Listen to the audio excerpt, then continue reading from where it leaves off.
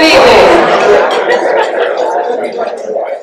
I'm Michelle Nelson, Chief Financial Officer at the Community Foundation for Greater Richmond.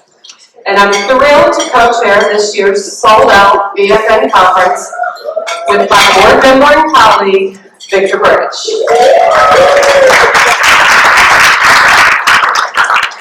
At the Community Foundation for Greater Richmond, we are dedicated to addressing the region's greatest challenges and opportunities by bringing people together and harnessing our collective expertise, experience, and resources for good.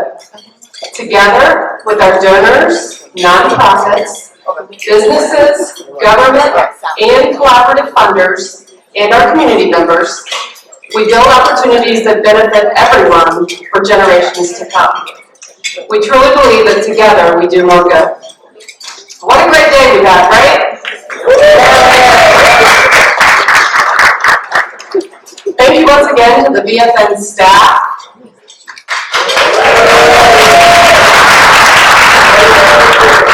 The sponsors. Yay. The conference planning committee. And everyone that has helped plan sessions to make this year's conference the best yet. Thanks also to all of you in the room for attending all of the sessions. We've used your knowledge and expertise, and we thank you for everything you do in your communities each and every day. Our breakfast plenary with a keynote by John Martin this morning discussed how we can act as impact agents to foster trust-based partnerships to create change. In our lunch plenary with Cheryl Garland and a distinguished panel, we learned about health inequities in our region and how we can work together to address these opportunities. We also enjoyed many great breakout sessions and did lots of great networking. I saw all of you chatting with your colleagues throughout the sessions, in the hallways, and at the happy hour at Bank of America, so good job. We are very excited about what we have planned for this evening. I'm joined tonight by my colleague and friend, Vanessa Diamond, who's our Senior Vice President of Civic Engagement, to help us start our evening. I'll hand it over to Vanessa to introduce our speaker.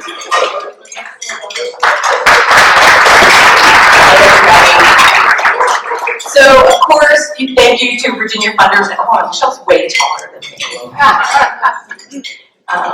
Thank you to the Virginia Funders Network for really taking the opportunity to highlight the incredible power of art, voice, and community at tonight's dinner. For the Community Foundation, being able to partner with Hamilton Glass, who is our speaker tonight, and other local artists to create art in our neighborhoods, in our schools, and community centers has been an incredible personal, professional, and organizational I would say highlight. You know, there's not often we get to do projects where you feel the pulse of them, you feel the heart of them, and the projects that we've been able to do with Hamilton over the last 15 years have been some of the most amazing experiences I've had in my professional career, and I think it really enhanced the work that we do throughout the community. We've worked with him for almost 15 years, which is crazy. Makes me feel like these grades are earned. To really think about how we can weave art and community together to create and change the narrative of our region. You will see Hamilton's work from Broad Street murals to Boys and Girls Club auditoriums. There are walls that are 40 feet tall with his art. And today I was at an event and there was tiny water bottles that were given out that had Hamilton's art. He has made a mark on this community. Hamilton will tell his own story tonight in his remarks, but there's a couple things he will not tell you. He is always smiling, even during the most stressful parts of a project. And these projects can be very stressful, from landowners to paint issues to being stuck up in a 40-foot cherry picker. He's always smiling and always finds the joy in this work. He ebbs and he flows and he's able to partner and listen and have conversations. We had conversations during this project. He's going to talk about Mending Walls that would last long into the evening. We'd have 20, 30 people on a Zoom call trying to talk about racial equity and community and conversations. And the thing that was the most fascinating to me was to watch him listen, learn, change his perspective, and change his list by listening, but also he was so steadfast in his beliefs in a way that is admirable, because it's hard to have difficult conversations. It's hard to find your own truth and listen to someone else's and find that balance, and I think the work that Hamilton has done has been able to do that. And the other thing I don't think people tell you, or maybe he just doesn't know, is the impact he has had, not just on me, in my professional career and the projects I've been able to work on with, but in our community. Because he shows us how we can use art to express what is really important in the world. It is a mirror, it is a reflection, and it is the story of our communities. So I'd like to invite one of our favorites from Richmond, Hamilton Glass, up to the stage to tell you a little bit about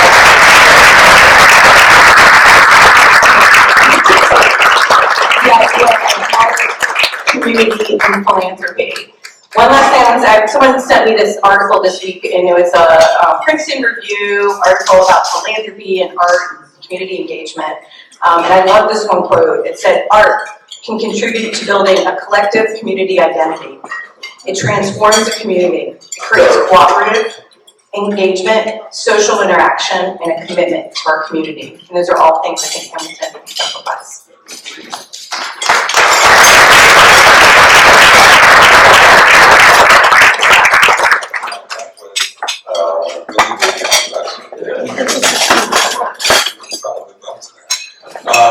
So like I mentioned before, I have been a public artist here in Richmond for about 15 years now. Probably full-time artist for 12 years. But I came here by way of Philadelphia, honestly. My mother's from Richmond, so Richmond has always been a second home to me, but Philadelphia is home.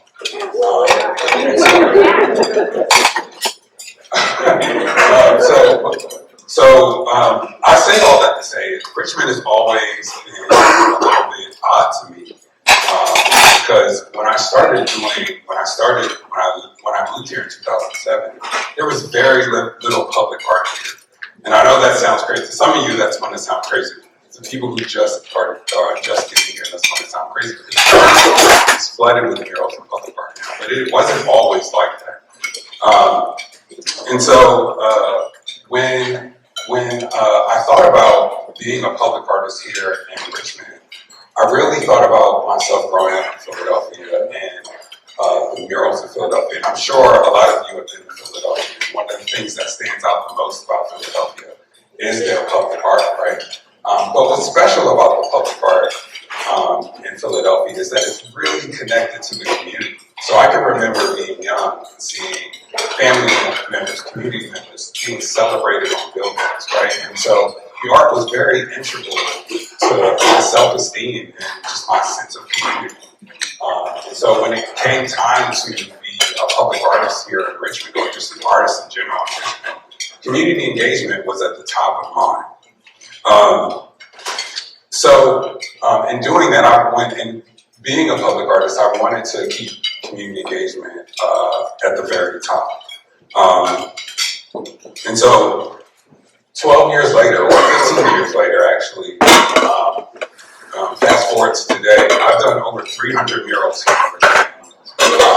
300 murals here in Richmond, thanks to the Community Foundation, Hands on Greater Richmond.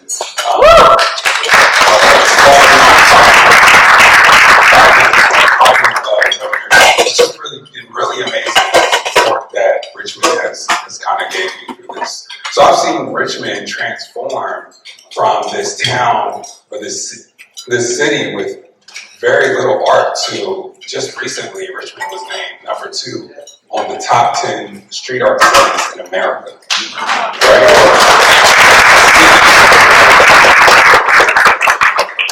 And so it's really that type of support that has really catapulted Richmond, and not just my career, but the artists that are now living and thriving here.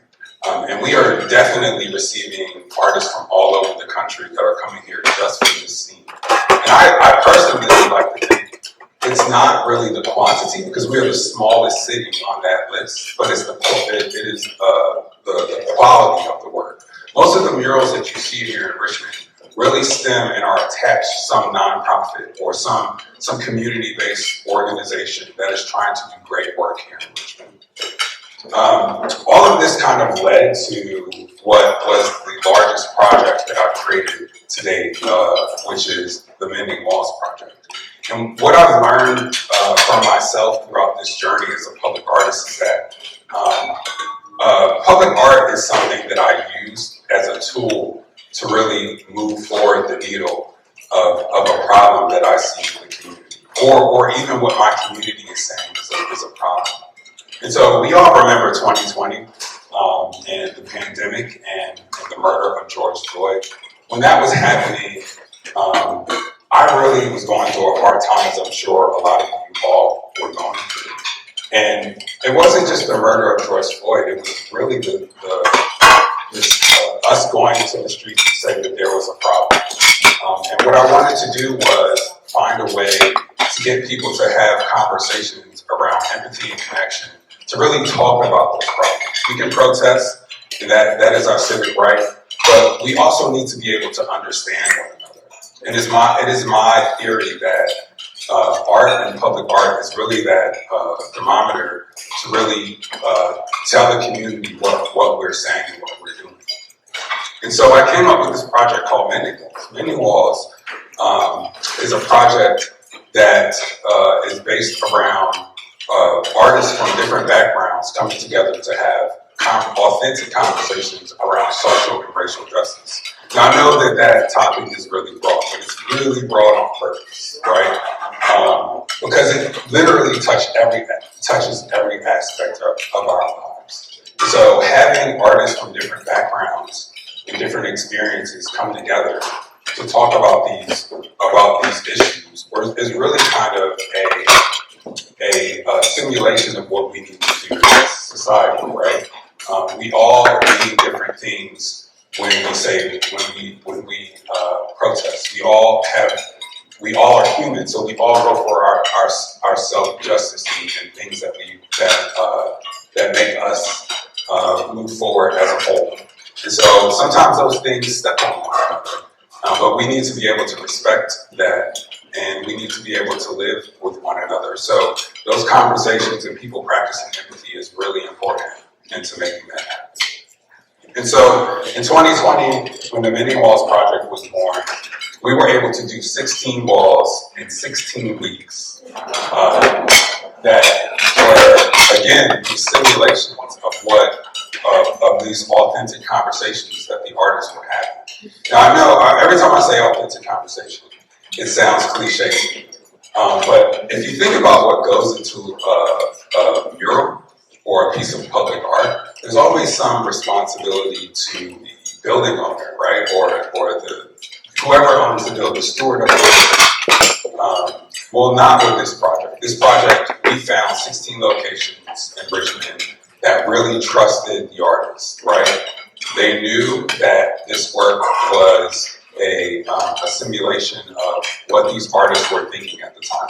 Also, think about being asked to do something like this in 2020 while people were protesting in the streets, right? There's a lot of accountability around the work that they would put up. And so the project really didn't just center around the murals. We also, again, wanted to stir more conversations. So the project also created a podcast. So every single mural has a podcast that talks about the work and the authentic conversation that the artists were having. We also, of course, going back to my work before Mending Walls, had a lot of community engagement. So volunteers were able to come out, learn about what the artists were about to embark on, help paint, but also engage in civic talks, where the community members and volunteers were able to talk about the issues that the artists were about to bring out in the work. What's really important about this is support, right? It's really making a community in which allows these artists or creatives to be able to create projects like this and to bring people together is what really made this project thrive and move forward. Out of this project came a Emmy award-winning documentary. It came a podcast, which I mentioned before, and a coffee table conversation book, which talks about the process in making that happen. And so we've had communities from all over the United States who've seen the documentary, reached out, and really tried to, and are trying to emulate that process in there. Penn State actually just unveiled their first Mending Wall last month. Wow. So that was amazing.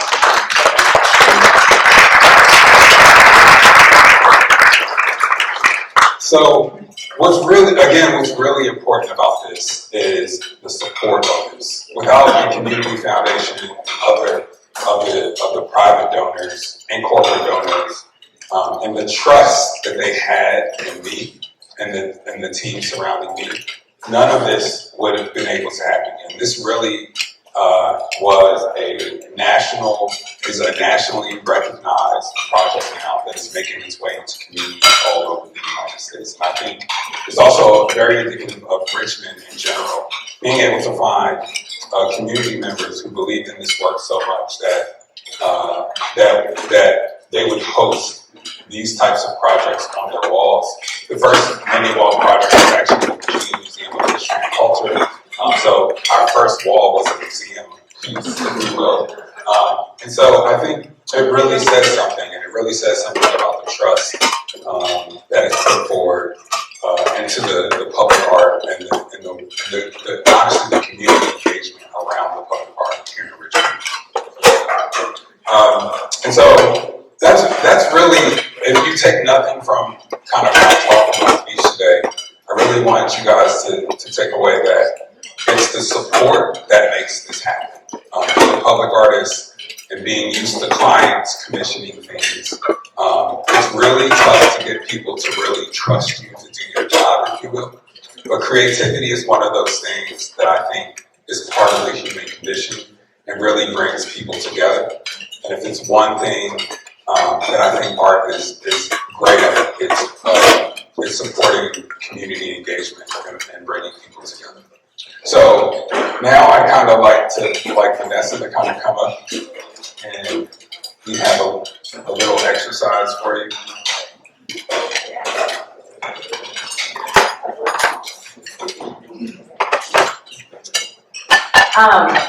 So Hamilton talked a little bit about the civic talks, and I just want to give a little snapshot of them because they were really incredible. One, we had to do them over Zoom because this is in the middle of 2020. And what Hamilton did was bring these two artists together for each one of these murals. And we had 3 or 4 civic talks, I can't remember anymore, because everything happened in 16 weeks, as he said. But the session was really about these two artists coming together and telling their stories about the difficult conversations they had, understanding their own identity, their own process, how to collaborate. I mean, collaboration is hard, right? We know that, right? Collaboration in the nonprofit sector, funding sector, philanthropic sector is hard. It's real hard with artists. Real hard. So these two artists had to get together and collaborate both creatively but also around these issues. And the civic talks then had these two artists kind of tell their stories about their process, their conversations, the difficult moments they had, understanding their privilege, their stories, the impacts of their own personal histories. And then we broke up into small groups, and we had facilitators talk with the community members, students, you name it. We had these people, it was hundreds of people kind of in these Zoom sessions, talk about their own stories, what this art resembled or didn't resemble, the stories that it made them think about, the moments that it kind of sparked for them. And they had what we would say really authentic conversations. And we talk a lot about art in our lives. Whether you are 2 years old and you've got Crayola crowns, or you are in a museum, art tells our stories often.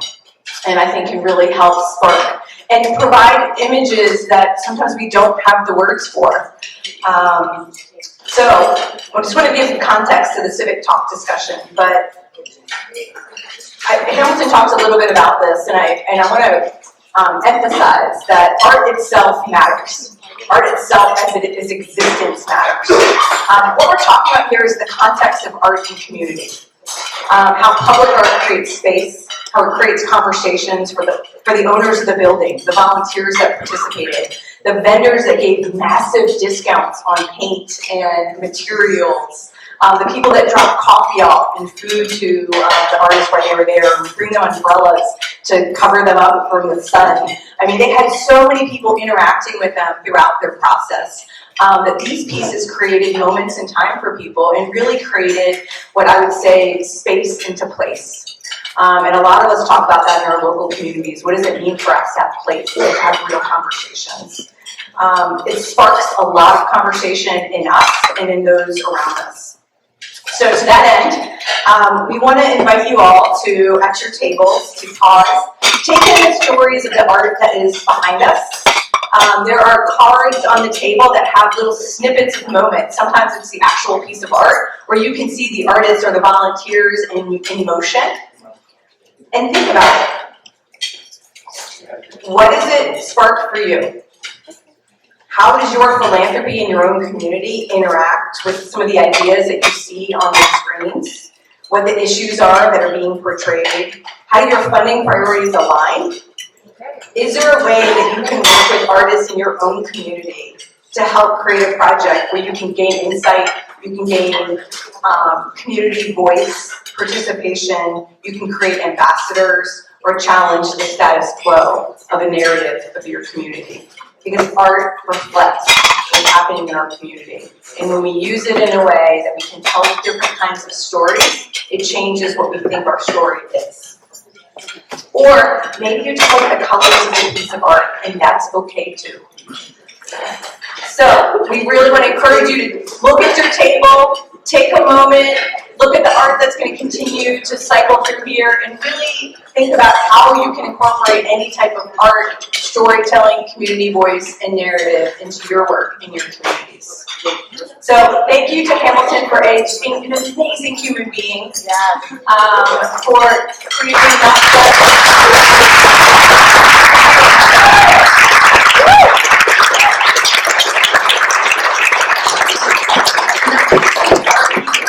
But often throughout this process, the artists that were participating would say thank you to Hamilton for bringing them into this project, because they were in a moment of stress and anxiety and they needed that outlet. And I think that lesson for us is, what does it mean to call people into the work and create space for them? Because people want to participate and want to engage. And when we have that opportunity to create space for more people, like Hamilton did, the ripple effect is immense. So thank you. Be in it. Enjoy your evening. I am going to ask Erin Hogan from Bank of America to kind of close us out, and she has a special treat for you all.